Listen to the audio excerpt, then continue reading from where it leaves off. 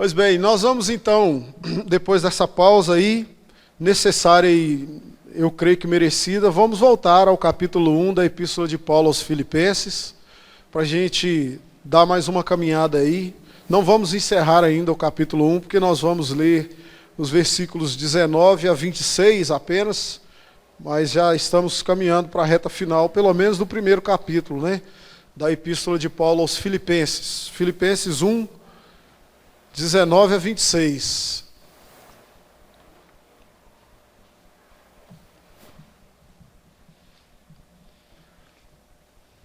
Filipenses capítulo 1, versículos 19 a 26. A Escritura diz, o apóstolo Paulo diz: porque estou certo de que isto mesmo, pela vossa súplica e pela provisão do Espírito de Jesus Cristo, me redundará em libertação, segundo a minha ardente expectativa e esperança de que em nada serei envergonhado. Antes, com toda a ousadia, como sempre, também agora será Cristo engrandecido no meu corpo, quer pela vida, quer pela morte. Porquanto para mim o viver é Cristo e o morrer é lucro. Entretanto, se o viver na carne traz fruto para o meu trabalho, já não sei o que hei de escolher. Ora, de um lado, estou constrangido, tendo o desejo de partir e estar com Cristo, o que é incomparavelmente melhor. Mas por vossa causa é necessário permanecer na carne.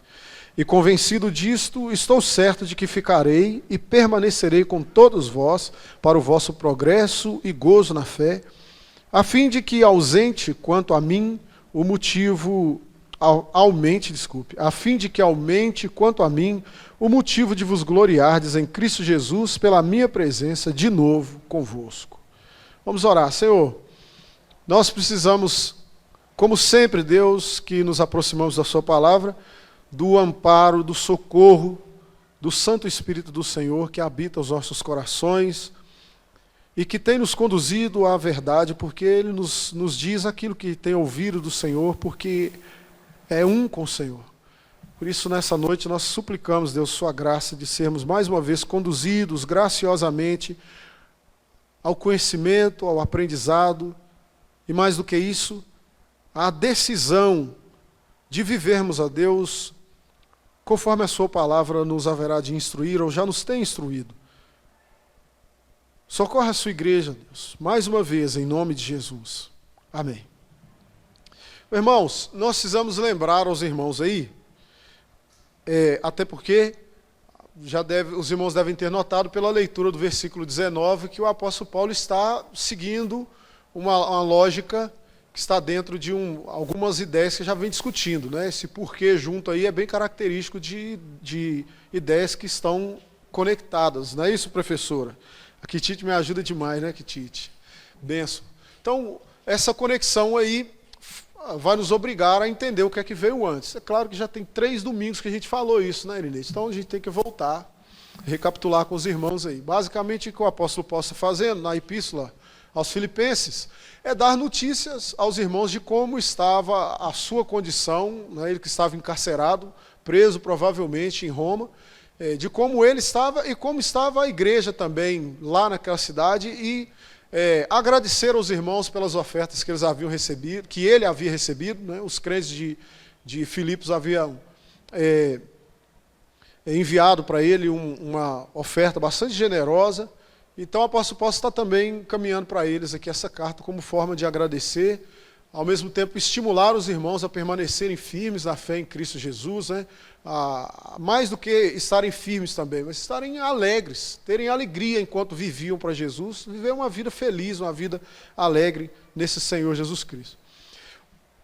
Mas esse trecho que a gente está lendo aqui, principalmente o que vem imediatamente anterior, o apóstolo Paulo está dando ciência aos irmãos de uma série de situações que ele está vivenciando enquanto está preso, e uma delas bastante curiosa, mas infelizmente não era inédita e nem essa situação ficou lá apenas com o apóstolo Paulo. Algo que infelizmente acontece ainda na história da igreja. Paulo menciona aqui o fato de que infelizmente havia alguns irmãos da igreja que parece que estavam muito felizes por ele estar preso. Irmãos que tinham no apóstolo Paulo uma espécie de concorrente, como se ficasse naquela, né? Enquanto ele está preso, a gente sobressai mais, a gente aparece mais, né? Quando Paulo está solto, meus irmãos, pregar o evangelho, não tinha igual ele não. Então, fica meio essa ciumeira boba, que às vezes acontece mesmo entre crentes, pastores têm muito essas coisas às vezes, né? De a igreja, qual que é a igreja que é maior, qual é menor, qual que dizima mais, qual dizima menos. Então acontece essas coisas, infelizmente, no reino de Deus, e Paulo estava sendo vítima desse tipo de situação, né? E aí ele dá a ciência aos irmãos de Filipos, que possivelmente devem ter ouvido falar, né, de alguma maneira que o trabalho do apóstolo Paulo não está bem não, o negócio está ruim para o lado dele, está até preso, né, coisas desse tipo, a situação para o lado dele está feia. Alguma ele deve ter aprontado, né? Geralmente a pessoa ainda dá essa emendada. Alguma ele deve ter aprontado, porque ninguém vai preso de graça, né? Então, o apóstolo Paulo precisa escrever para os irmãos de Filipos, até para tranquilizá-los também. Irmãos, estou preso aqui, mas é por causa do evangelho. E mais do que isso, o evangelho não está preso, a minha prisão tem sido uma dádiva de Deus, não se preocupem, porque pela minha prisão o evangelho está crescendo, e aí ele dá algumas demonstrações de como isso tem sido bênção, a prisão dele. Não é para os irmãos estarem preocupados, pelo contrário, para eles ficarem alegres em Deus, porque o aprisionamento de Paulo estava trazendo resultados bastante positivos para o reino de Deus de modo geral. O que ele chama aqui de progresso do evangelho, está lá no versículo de número 12. E aí ele diz, olha, por causa das minhas cadeias, os irmãos estão ficando mais ousados na pregação, os irmãos estavam amedrontados de pregar, eles estão vendo aqui presos, e estão vendo que é possível pregar o evangelho e ser um preso de Jesus. Então os crentes estão ficando encorajados, os irmãos estavam acovardados, agora estão pregando o evangelho sem medo. Não é o que era muito comum, inclusive, de acontecer com a igreja de Roma, né? Como era estar ali a capital ali do Império Romano, então frequentemente sofriam graves perseguições. Então Paulo falou, olha, os irmãos ficaram encorajados, né? Mais do que isso, o apóstolo Paulo fala que a própria guarda pretoriana, né, tinha ouvido o evangelho, ou seja, o evangelho estava rendendo, então não é para ficar triste porque eu estou preso, não. Vocês fiquem felizes, né? Por outro lado, tem os invejosos que estão pregando, não fiquem chateados com isso também não. Eu mesmo não estou chateado. Ele diz isso, inclusive, no versículo 18, que a gente leu aqui. Todavia que me importa, uma vez que Cristo, de qualquer modo, está sendo pregado, quer por pretexto, quer por verdade. Também com isso me regozijo, sim, sempre me regozijarei. Então fica feliz, não preocupa com essas coisas, não dá atenção para suas bobagens, continua pregando o evangelho aí. Se o sujeito está pregando porque é invejoso, vai se ver com Deus. Você está pregando por verdade, porque ama o evangelho, louvado seja Deus, vai se ver com Deus também, vai receber de Deus, tanto um quanto o outro, aquilo que Deus tem reservado para os dois grupos. Isso não é preocupação nossa, não é problema nosso. Nós temos que nos alegrar sempre, regozijar pelo fato de que o evangelho está progredindo, independentemente se por inveja ou por verdade. Isso aí não é problema nosso, isso é problema de Jesus. Isso é uma coisa que é ele que vai julgar isso. E aí, depois de dizer isso, então, é que o apóstolo Paulo vem, e agora complementa com esse texto que a gente leu. E nessa complementação nós vemos aqui um caráter, como é o caráter de um crente de verdade. Um crente maduro, um crente que de fato entregou sua vida para Jesus. Então, o apóstolo Paulo mostra para nós aqui que a vida de um crente de fato, em primeiro lugar, diz no versículo 20, lá no versículo 20, quando ele, complementando a sua ideia, já chegando no final, ele diz assim, também agora será Cristo engrandecido no meu corpo, quer pela vida, quer pela morte. Então o apóstolo Paulo está dizendo assim, sabe essa inveja dos irmãos, essa alegria que eles sentem no coração por saber que eu estou preso, porque agora é um concorrente a menos para eles e tal. Alguns ainda julgam suscitar tribulações na minha cadeia. Eles acreditam que por pensarem assim e por propagarem esse tipo de ideia, de discurso, eu vou ficar daqui cabisbaixo, coitadinho de mim, estou preso, e agora, o que eu vou fazer, né? Eles vão passar na minha frente, quando eu chegar lá vai ter muito mais convertido do que, eles vão ter muito mais convertidos do que eu, eles vão ter ganho muito mais alma para Jesus do que eu, porque eu fiquei preso, e eu não tive tempo de pregar. Aí o apóstolo Paulo diz assim, irmãos, eu estou certo de que isto mesmo, perceberam agora o que é o isto mesmo? Essa concorrência boba, essa pregação por vaidade, essa ideia distorcida que os crentes têm da própria pregação do Evangelho, o apóstolo Paulo, eu estou certo de que isso mesmo, pela vossa súplica, pela provisão do Espírito, seja pela oração da igreja, né, pelo trabalho da igreja, ou seja pela obra do Espírito Santo, ou seja por intermédio do povo, ou diretamente por obra de Deus, por intervenção divina, de uma forma ou de outra, isso vai me redundar em libertação. Então as pessoas têm uma ideia de que eu vou ficar aqui contristado, as minhas cadeias vão ser ainda mais agravadas. Pelo contrário, isso para mim é um sinal bastante positivo. Porque enquanto está acontecendo aí fora, eu sei que tenho vários irmãos que estão se envolvendo em oração. O que um crente, quando ouve falar mal de uma liderança, o crente de verdade, quando ouve falar mal de uma liderança, o que ele faz imediatamente? Ele ora pelo líder, é ou não é? Então veja a percepção do apóstolo Paulo. Essas conversas todas bestas que vocês estão ouvindo aí, isso para mim é muito bom, porque isso está motivando os verdadeiros crentes a se envolverem em oração pela minha vida. Isso não me faz ficar triste, isso me faz ficar feliz. Eu sei que o crente não vai se calar, o crente de fato vai interceder por mim. E quando o crente interceder por mim, certamente o Espírito de Deus vai falar, o Espírito de Deus vai agir, desculpem. Então, seja pelas orações da igreja ou pela intervenção do Espírito de Deus, de alguma forma isso vai redundar para mim em liberdade. Liberdade que, inclusive, é uma palavra que assume uma conotação muito maior do que simplesmente estar fora da cadeia. O apóstolo Paulo usa a expressão liberdade aqui no sentido mais pleno que vocês possam imaginar. Se eu posso estar aqui dentro da cadeia e ainda assim eu vou desfrutar de plena liberdade, porque eu não me sentirei preso. Eu estarei sempre livre em Cristo Jesus, pelas orações da igreja, pela atuação do Espírito Santo. É possível que alguém se sinta livre de fato se não for uma pessoa cheia do Espírito Santo? Não é possível. Portanto, é disso que o apóstolo Paulo está falando. Quanto mais vocês veem esses movimentos aí e tal, para mim melhor, eu não me preocupo com isso não. Pelo contrário, eu consigo lidar muito bem com a situação. E percebo que essa parece ser uma linha de raciocínio muito forte que o apóstolo Paulo tem para entender todas as coisas que acontecem na vida. Porque quando nós chegamos no último capítulo da epístola aos Filipenses, ele repete isso. Eu aprendi a viver, estar contente em toda e qualquer situação. Então é alguém que está acima dessas coisas pequenas que muitas vezes os próprios crentes têm. Crente que age de forma pequena, de forma vergonhosa. É um crente que está feliz, que regozija porque tem uma liderança da igreja que está sofrendo. No caso de Paulo, porque estava preso. E acredita que vão tirar vantagem da desgraça do sujeito ainda. Isso para mim é coisa de menos. Eu consigo perceber, até nisto eu consigo ver que Deus vai agir, que Deus vai trabalhar. E isso vai redundar para mim em liberdade. Não é? E por fim, ele diz, como eu vinha afirmando, que como resultado, será Cristo engrandecido no meu corpo. Esse é o resultado final.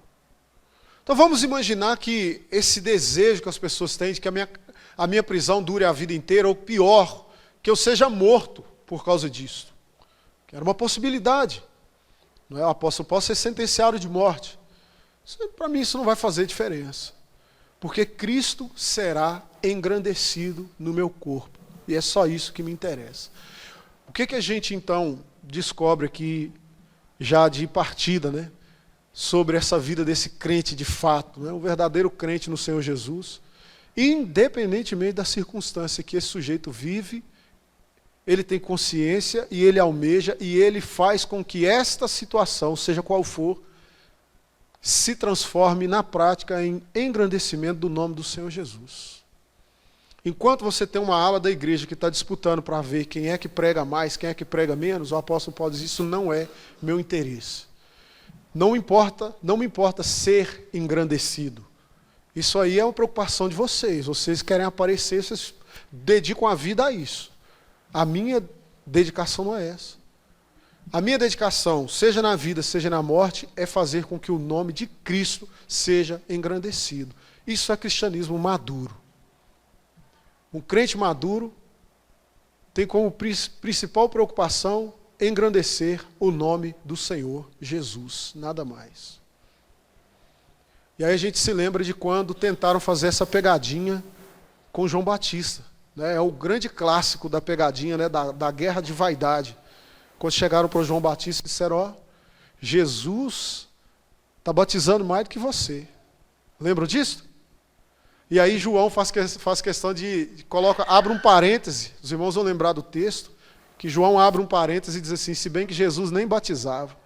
O jeito era tão mentiroso, que Jesus nem batizava, e eles falaram que ele batizava, não só dizia que ele batizava, e que batizava mais do que João. Não é? Tem como ser mais demoníaco do que isso? Não tem. Aí João diz, é mesmo? Que bom, gente. Então as coisas estão seguindo, o curso normal era exatamente isso, esse que era o projeto. Afinal, convém que Cristo cresça e que eu diminua. Eu não sou o Messias é Ele. Ponto. Eu não vou entrar na guerra de vaidade de vocês, não. Não vou mesmo. Não é? Então, é esse tipo de situação com a qual, frequentemente, nós precisamos conviver na igreja. Nós precisamos ter essa maturidade. Crente maduro é isso aí. Aí eles estão com inveja de mim. Eu vou ficar chorando, né? Vou encostar no canto e ficar lamuriando. Coitadinho de mim, coitadinho o quê? Não é? Vamos continuar anunciando Jesus e seja o que Deus quiser das nossas vidas. Tomara que ele morra também. Não tem problema nenhum. Vocês vão ver aqui mais adiante por que para o apóstolo Paulo até essa possibilidade que para os vaidosos, os invejosos, seria a maior alegria. O apóstolo Paulo diz, eu vou ficar mais feliz do que vocês ainda se eu morrer. Os irmãos verão aqui, no texto ele diz isso. Mas outra coisa que demonstra maturidade, né, não é só essa consciência de que, seja como for, nós existimos para engrandecer o nome de Jesus. Né, o meu, né, o seu, né, da igreja, é a de Jesus. Paulo diz ainda o seguinte, aqui a partir do versículo 21. Porquanto, para mim, o viver é Cristo, e o morrer é lucro. O apóstolo Paulo diz, olha, para que é que eu existo? Esse porquanto é uma vez que, poderíamos traduzir assim, a gente quase não usa esse porquanto, né? Essa conjunção é até estranha para nós. Uma vez que para mim, por que eu não me preocupo? Por que se eu vou glorificar a Deus pela vida, pela morte? Ele diz, porque para mim, viver é Cristo, morrer é lucro. Isso é sinal de maturidade. Maturidade espiritual é quando o crente entende que a principal tarefa que ele tem para executar no mundo, o maior objetivo que ele tem nessa vida é Cristo. O grande exercício que ele tem para a sua vida inteira, Jesus. A grande meta do crente, o labor que deve consumir todas as suas forças é Jesus. O apóstolo Paulo era um homem muito ocupado, irmãos. Na verdade, há quem diga que o Senhor raramente chama desocupados. Se você vai para as Escrituras, você vai perceber, eu não me lembro de nenhum desocupado que o Senhor chamou. Todo mundo que ele chamou estava fazendo alguma coisa da vida. O grande clássico é o profeta Eliseu, né? Eliseu estava trabalhando, literalmente, estava lavrando a terra do pai dele lá, com a junta de bois, lembra disso? E o profeta passou e disse, o Senhor te chamou. Tanto que ele mata os bois e usa a madeira para queimar, fazer um sacrifício ao Senhor, né? Como quem diz assim, como quem diz, estou implodindo a ponte, eu não vou voltar mais. Matou o boi, queimou a carroça, fazer o quê, né? Nem se quiser voltar, não tem como mais.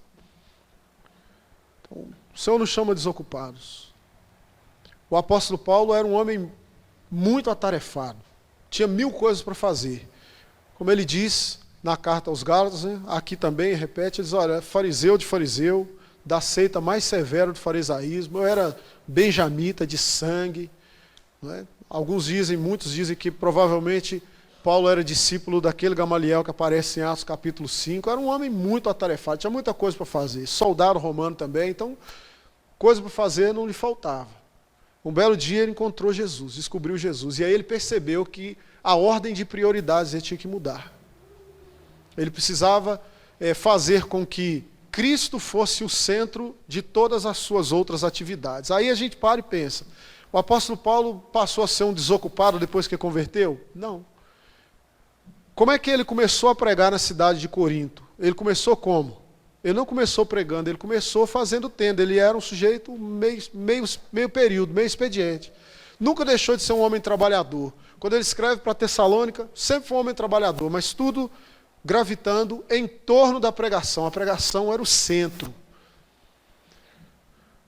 Isso é sinal de maturidade. Quando o crente percebe, como eu disse, que tudo que você faz precisa ser secundário. Não pode ser primário jamais. Primário é a pregação. Então, surgiu para você a possibilidade de uma vaga de emprego. Primeiro a pregação. Depois o emprego. Como é que vai ficar a relação de um com o outro? Vai haver conflito? Vai haver disputa? Você precisa pensar isso seriamente. Surgiu a oportunidade de estudo. Pensa direitinho nisso aí. É conflito? Ou a sua possibilidade de estudo vai colaborar para que você pregue ainda mais o Evangelho? Era assim que o apóstolo Paulo governava sua vida, porque ele tinha consciência de que para ele viver é Cristo, morrer é lucro. Cristo é o centro da vida de um crente maduro. Todas as decisões giram em torno disso aí. Tudo mais. Inclusive o estado emocional desse sujeito também gira em torno disso. Por isso que é praticamente impossível você derrubar emocionalmente um sujeito igual esse aqui. Não é? É o que está dando esse testemunho. Imagina a crentada dodói que a gente tem na igreja hoje, os irmãos tudo fragilizado.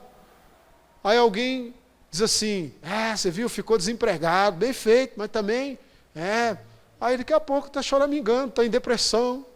Os irmãos estão falando. O apóstolo Paulo diz, pessoas ficam desempregadas, até crentes também. Eu vou continuar, vou aproveitar o tempo livre agora, que eu vou pregar mais Jesus ainda. Ponto. Então, maturidade cristã. Cristo está no centro, tudo mais deixa de ser problema.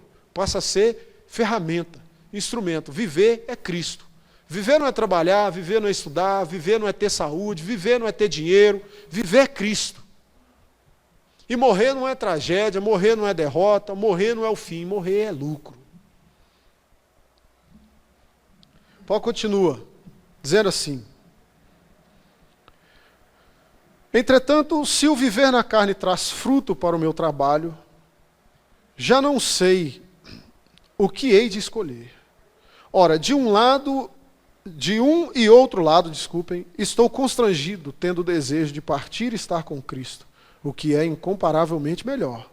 Mas por vossa causa é mais necessário permanecer na carne. Aqui o apóstolo Paulo demonstra uma outra característica muito importante de um cristianismo maduro, né? Chama abnegação. Abnegação. Eu tenho opções na vida, eu não sou escravo. Eu posso fazer isto ou aquilo. Inclusive, no caso do apóstolo Paulo aqui, existe para mim a possibilidade de estar vivo, de viver ou de morrer. Eu posso pedir tanto um quanto o outro para o Senhor, pode vir qualquer uma das duas coisas para mim. Ele chega até a dizer assim, olha, conhecendo Jesus como eu conheço, conhecendo o reino dos céus como as Escrituras nos revelam, eu estou para dizer para vocês que morrer seria muito melhor. Morrer seria bom demais. Eu estaria melhor, eu estaria livre de todo sofrimento. Imagina alguém que está preso e dizer isso. Morrer para mim é melhor. Nunca mais eu vou para a cadeia. Açoite acaba, né? Ele que recebeu várias vezes uma quarentena de açoite menos um. Acaba esse negócio de ficar pela voragem do mar. Acaba esse negócio de frio, de fome, de sede. Acaba isso. Então, para mim, pessoalmente, morrer é muito melhor. Mas não é o melhor para a igreja. O melhor para a igreja é que eu esteja aqui e eu possa assisti-los. O melhor para a igreja é que eu esteja aqui e possa treiná-los. Eu possa servir, no caso dele aqui nesse momento, está preso, mas eu possa servir de inspiração para vocês. Que eu sirva de modelo para vocês na fé, no comportamento, na coragem, na ousadia para pregar o Evangelho. Isso é melhor. E se isto é o melhor, então eu quero ficar. Porque viver é Cristo.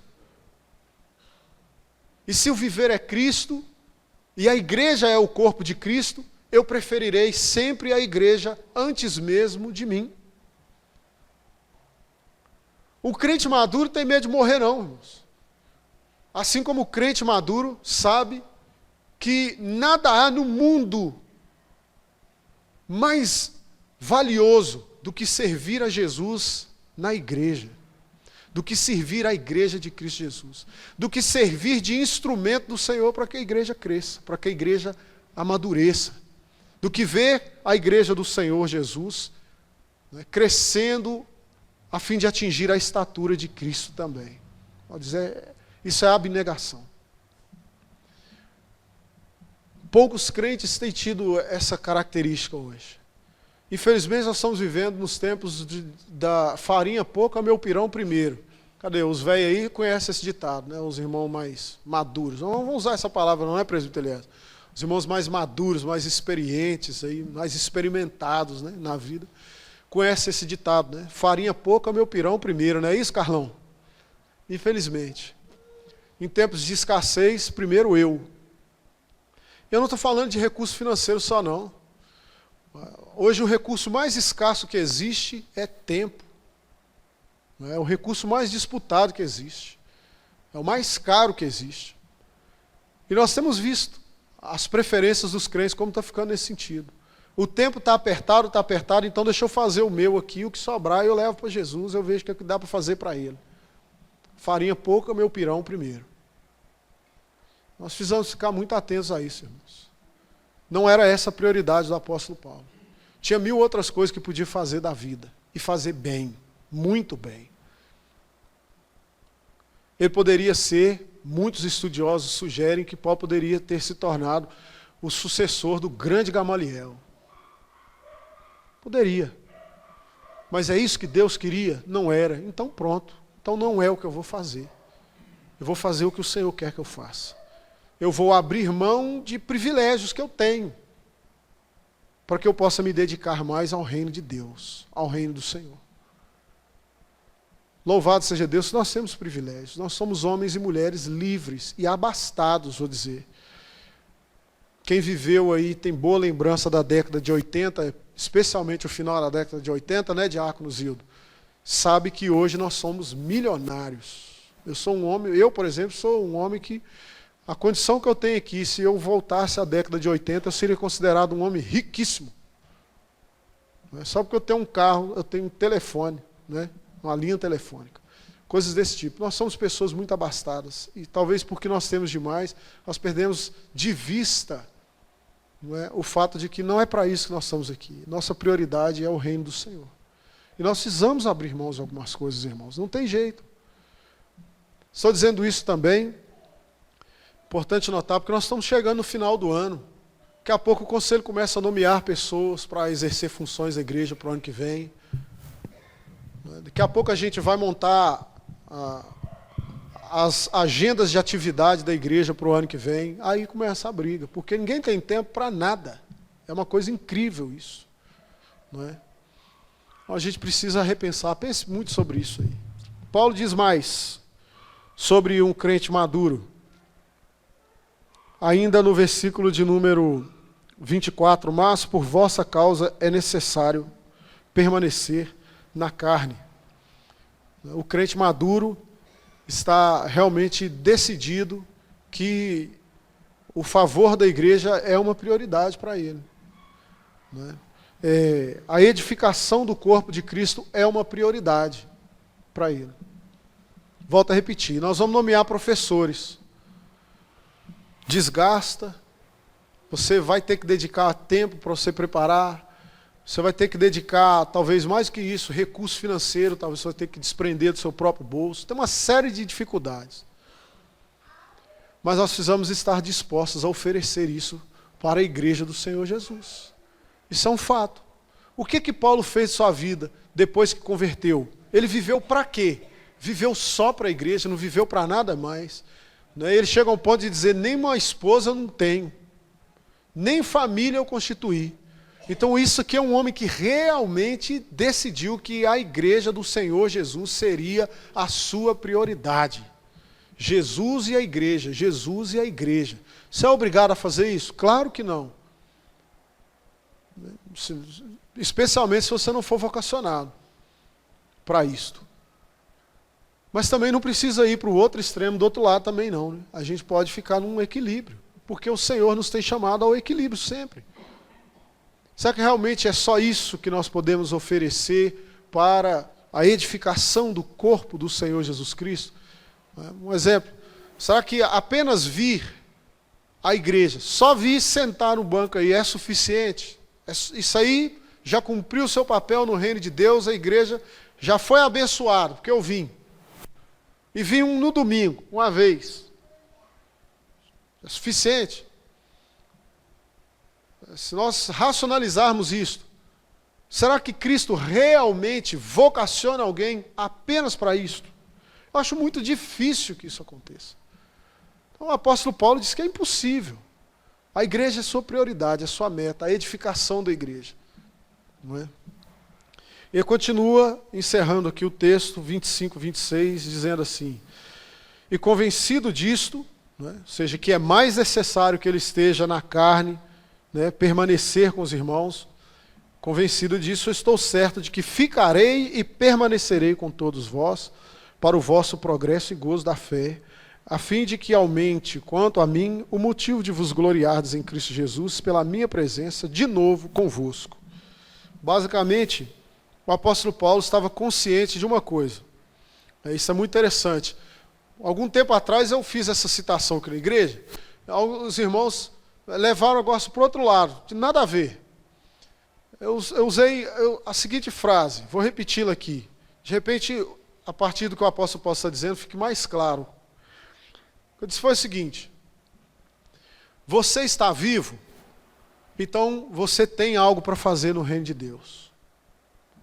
Não interessa, você tem 5 anos, você tem 100 anos, você está vivo? Tem, então Deus tem alguma coisa para você. Porque Deus não mantém vivo aqueles para quem Ele não tem mais nada, mais trabalho nenhum. O que Deus faz com a pessoa para quem Ele não tem mais nenhuma tarefa? O que Ele faz? Ele leva a pessoa. Alguma coisa se fazer. Ativamente ou passivamente. Essa é uma dificuldade que as pessoas têm. Está dizendo que você tem que estar aqui cantando e tal, não sei o que não. O apóstolo Paulo mesmo aqui, o que ele estava fazendo pela igreja de Filipos? O que ele estava fazendo pela igreja de Roma? Se ele estava preso, estava tendo alguma utilidade? Na carta você vê que sim. Ele diz, a minha prisão já é motivo de encorajamento para os crentes. Ele está servindo ao Senhor, está trabalhando para Jesus, passivamente, mas está. A vida do crente é serviço a Jesus. Seja uma tarefa ativa ou passiva. Você ainda está respirando, é porque Jesus tem trabalho para você. E o dia que Ele não tiver mais, Ele vai te chamar. Esteja certo disso, você vai morrer mesmo. Então se a gente falar assim, já estou velho para trabalhar para Jesus. Quem decide isso é você? Quem decide isso é Jesus. E quando Ele concordar com você, que você está velho, você vai morrer. A pessoa fica escandalizada. Não, o apóstolo Paulo está dizendo exatamente isso aqui. Olha só, ele acabou de fazer a seguinte afirmação, no versículo de número 24. Por vossa causa é mais necessário permanecer na carne. Isso que é um eufemismo para ficar vivo, para não morrer. Paulo tem consciência de que Deus tem uma tarefa que ele precisa executar em favor da igreja. Esse homem vai morrer? Não.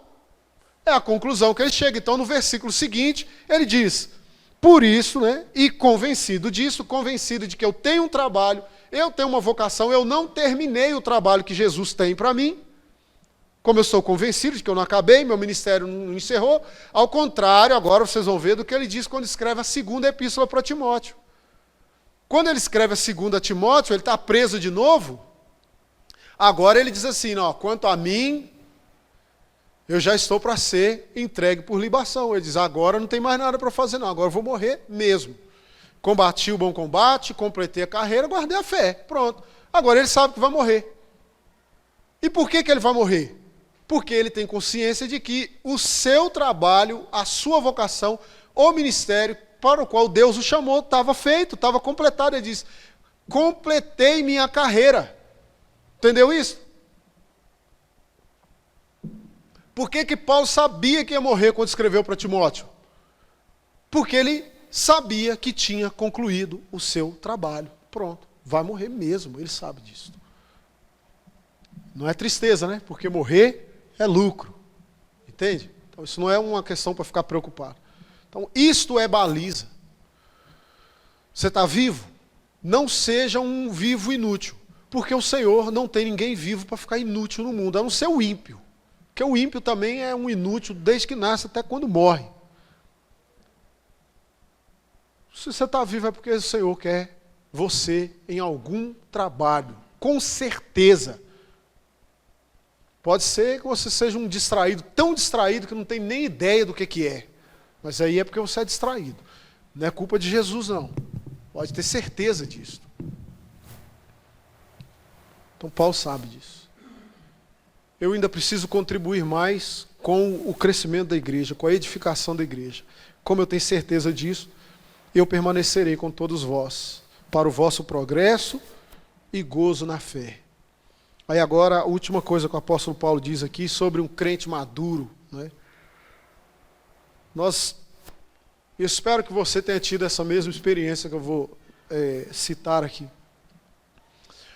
Há tempos atrás era mais comum, e era bom demais. Eu mesmo tive muitas oportunidades, e ainda tenho. Eu já disse para os irmãos que o meu pai na fé, eu gosto muito de falar desse irmão, porque para mim é o homem mais crente que eu já conheci na vida. Ele era crente demais na conta. Ele é crente demais, porque está vivo ainda e é crente. E pense no sujeito crente, do tipo que talvez você vá viver uma vida inteira e mais 6 meses não vai viver. Não quer dizer que ele não é pecador, não. Ele é pecador, mas é crente. Homem crente, menino, que ele é da minha idade, né? 1 ano só mais velho que eu. Piedoso, muito piedoso, muito piedoso. Irmãos, é uma pessoa que é tão gostoso estar junto da pessoa. É prazeroso. É isso que o apóstolo Paulo está dizendo aqui. Até esse serviço ele estaria prestando à igreja. Paulo era uma pessoa agradável para a igreja. Ou seja, o apóstolo Paulo diz que quando o Senhor o devolvesse, isso seria alegria para o povo de Deus. O que Deus quer para a sua igreja? Deus quer que a sua igreja seja uma igreja feliz, seja uma igreja capaz de reconhecer as vitórias, os triunfos, reconhecer as conquistas que o braço do Senhor fez por ela e que a igreja regozije nisso. O que o apóstolo Paulo está dizendo é que, para os invejosos que foram mencionados antes, o dia que só saísse o alvará de soltura ia ser a maior desgraça, né? Ah, soltaram Paulo. Aí pronto, agora temos um concorrente muito forte. Mas para os irmãos de Filipos, quando chegasse a notícia, Paulo foi solto, isso seria uma grande alegria. Então, um crente maduro, geralmente, irmãos, é uma boa notícia para a igreja quando ele faz qualquer movimento. Alguém recebe a notícia, fulano está vindo aí. O Jardim Laguna experimenta muito essa situação. Igreja já na casa dos 40 anos, quase. Já passaram assim, centenas de pessoas por aqui que não estão aqui mais. Os irmãos sabem, não precisa mencionar. Tem aquele irmão, de repente a gente recebe a notícia, ou ele aparece aqui e a gente fala assim, nossa, pai, que benção esse irmão aparecer aqui, dá uma alegria, todo mundo quer ir lá e abraçar. Assim como tem aquele irmão que chega e você fala assim, misericórdia, esse irmão não esqueceu o endereço da igreja, não. Sangue de Jesus tem poder. Está entendendo? Então, o apóstolo Paulo era o primeiro. É aquele sujeito que a notícia de que ele estava solto, abria para a igreja a possibilidade de uma visita, que ele estava disposto a fazer isso sempre. Poxa vida, Paulo podia mesmo vir aqui, ele é um homem de Deus. Quando ele vem, ele sempre edifica muita gente, prega o evangelho, é um homem de caráter, um homem íntegro, é um homem realmente aguerrido na pregação do evangelho. Que bom, irmãos, ter contato, conviver com esse tipo de gente, é bom demais. Assim como é muito desagradável conviver com certos crentes mesmo, infelizmente. Paulo cita alguns, né? João também menciona o tal do... Você se lembra da terceira epístola de João? João falando de um Diótrefes, lembra dele? O sujeito, né? Não valia uma pipoca arrebentada, ele era uma tortura para a igreja. Por outro lado, você tinha lá o Gaio também. Na mesma igreja tem o Gaio, um homem de Deus, uma bênção. Como é bom conviver com esse rapaz. E do outro lado tinha o Diótrefes, que só ficava atrapalhando a igreja. Tudo que ele fazia era para atrapalhar o reino de Deus. Infelizmente tem os dois tipos de pessoa dentro da igreja. Não é? E a gente não precisa mentir quanto a isso, não. Tem gente na igreja que é muito desagradável mesmo, infelizmente. Não era o caso do apóstolo Paulo.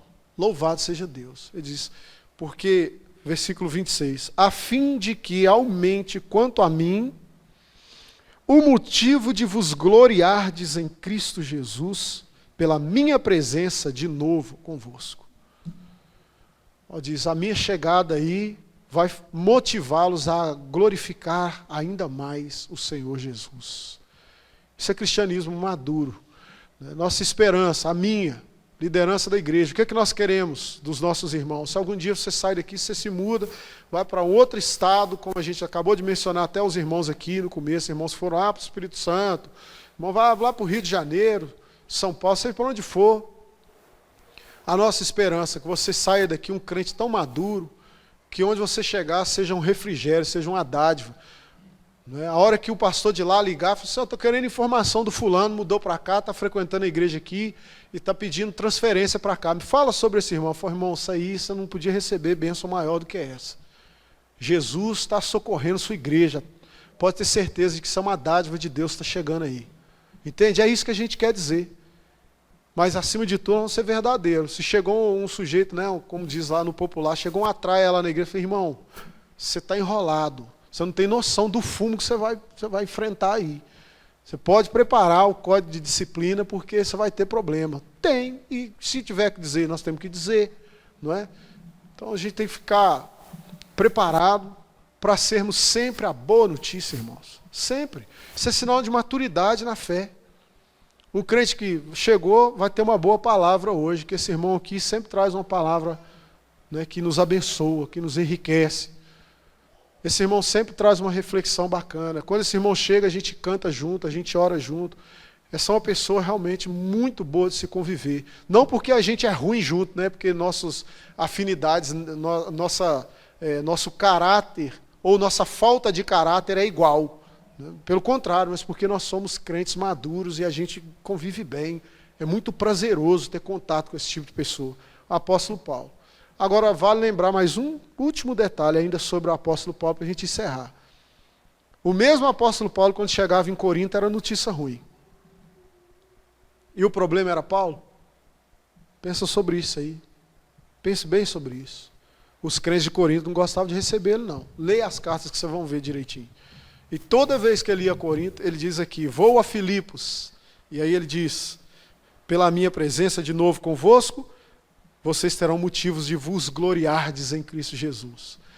Agora em Corinto, quando Paulo chegava lá, era chicote. Ele diz, eu vou ir aí, tá? Vocês preparem que eu estou chegando aí.